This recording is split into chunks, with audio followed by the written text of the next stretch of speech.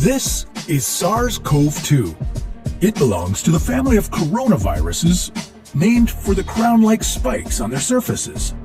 SARS-CoV-2 can cause COVID-19, a contagious viral infection that attacks primarily your throat and lungs. What actually happens in your body when you contract the coronavirus? What exactly causes your body to develop pneumonia? And how would a vaccine work? The coronavirus must infect living cells in order to reproduce. Let's have a closer look. Inside the virus, genetic material contains the information to make more copies of itself. A protein shell provides a hard protective enclosure for the genetic material as the virus travels between the people it infects. An outer envelope allows the virus to infect cells by merging with the cell's outer membrane. Projecting from the envelope are spikes of protein molecules. Both a typical influenza virus and the new coronavirus use their spikes like a key to get inside a cell in your body, where it takes over the cell's internal machinery, repurposing it to build the components of new viruses. When an infected person talks, coughs, or sneezes, droplets carrying the virus may land in your mouth or nose and then move into your lungs. Once inside your body, the virus comes in contact with cells in your throat, nose, or lungs. One spike on the virus inserts into a receptor molecule on your healthy cell membrane like a key in a lock. This action allows the virus to get inside your cell. A typical flu virus would travel inside a sac made from your cell membrane to your cell's nucleus that houses all its genetic material.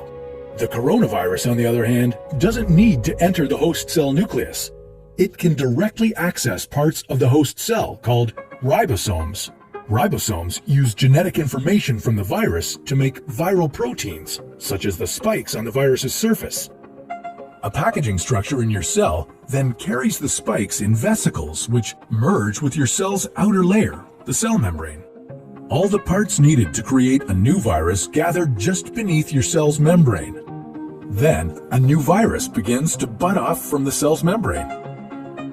Now, with the virus spreading in your body, how can you develop pneumonia symptoms? For this, we'll have to look into your lungs. Each lung has separate sections called lobes.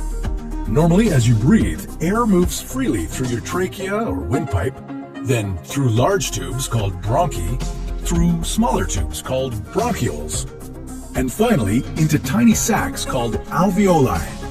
Your airways and alveoli are flexible and springy. When you breathe in, each air sac inflates like a small balloon.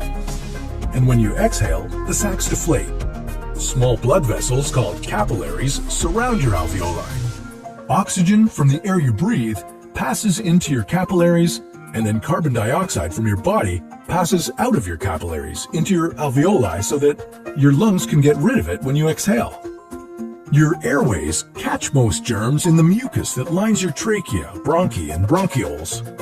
In a healthy body, hair-like cilia lining the tubes constantly push the mucus and germs out of your airways, where you might expel them by coughing.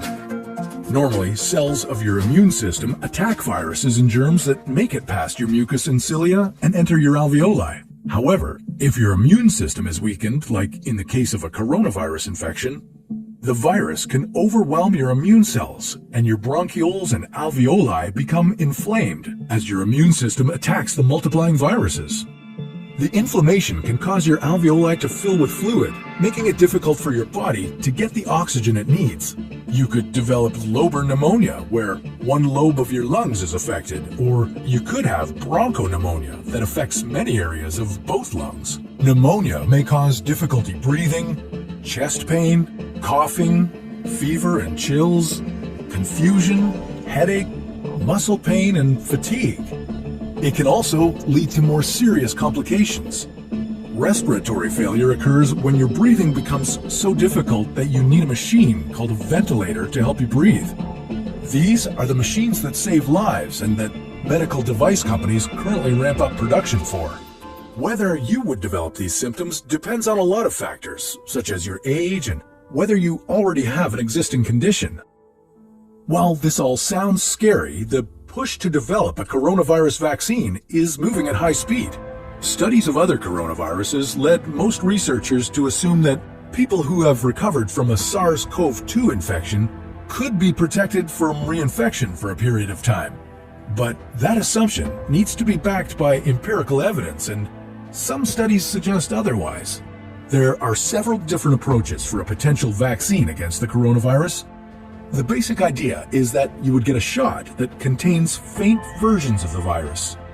The vaccine would expose your body to a version of the virus that is too weak to cause infection, but just strong enough to stimulate an immune response. Within a few weeks, cells in your immune system would make markers called antibodies, which would be specific for only the coronavirus, or specifically its spike protein. Antibodies then attach to the virus and prevent it from attaching to your cells.